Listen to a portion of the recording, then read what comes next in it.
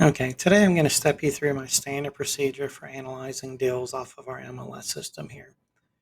We use Flex MLS. So my search criteria that I initially pulled up was for four-bedroom homes in Richmond County. I do a lot of low-income rentals, so I know that a four-bedroom house rents for about $1,300 a month.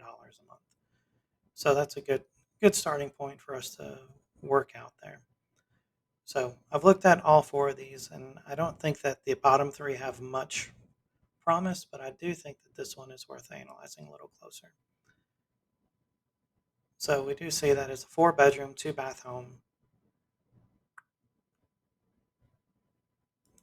Analyzing the pictures, it looks like the outside is in mostly decent shape. I don't see any huge red flags. Looking at the pictures on the inside, it does look like the carpet is pretty worn. Paint is pretty iffy, so we're probably looking at needing a minimum touch-up of paint, possibly floor replacement. Here we can see that there's some drywall right over here that needs been patched. Not sure if that's just dirty or possible mold infiltration behind the tile, but something to take a look at when we get there in person. You can see that the door here and watermarks. So it's likely that this has had water infiltration into the house, actually looking at it. And that's likely why there's multiple areas here that have drywall cut out along the base. I'm assuming they did some repairs. We can also see here in this picture that the baseboard trim against these walls is pretty dirty. So it's very possible that there might have even been a slight flood in here at some point.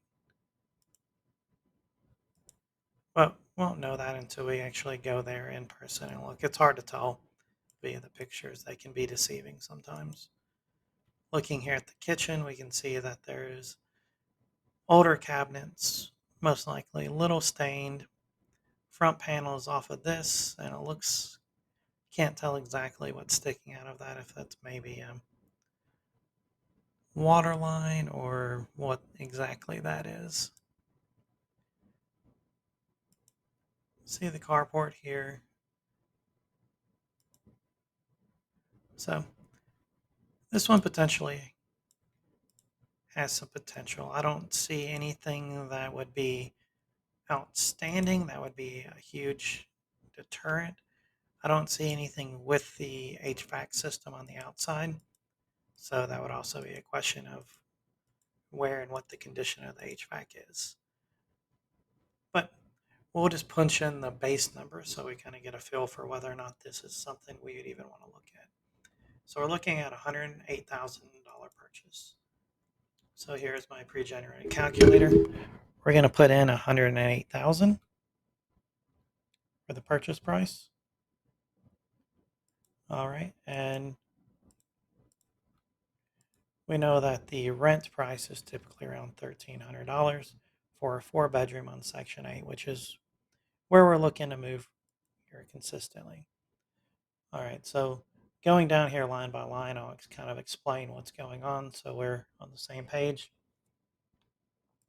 Did an estimated down payment of 15% of the purchase price.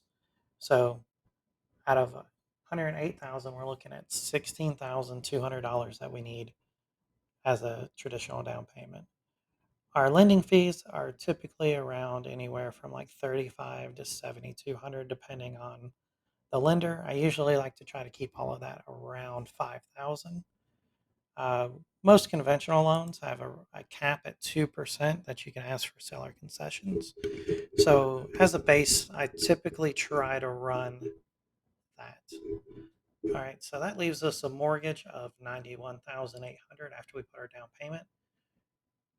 You can come down here and see that we did our little amortization calculator.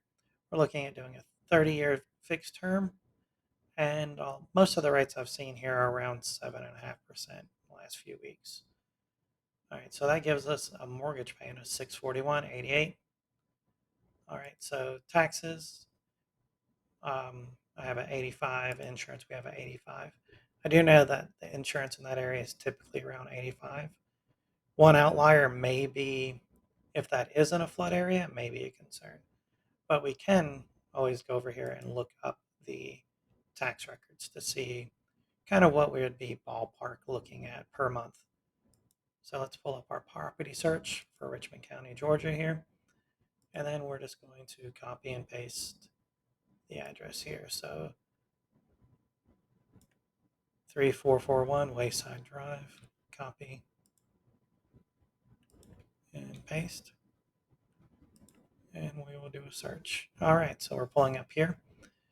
We can see some basic information here. See the legal description. It's on a half acre, Richmond County. And then we can look at the past sales. So we see at 7/6/2022, it was actually purchased for 110,000, and then it looks like it was transferred over into an LLC from an LLC. So it's kind of questionable. I believe what happened is they likely did a refi at one point and pulled value out. All right. So now we can just come up here and go to the tax estimator. It'll pull up the estimated market value. So we're looking at 1105.63. So we'll just pull up calculator app here.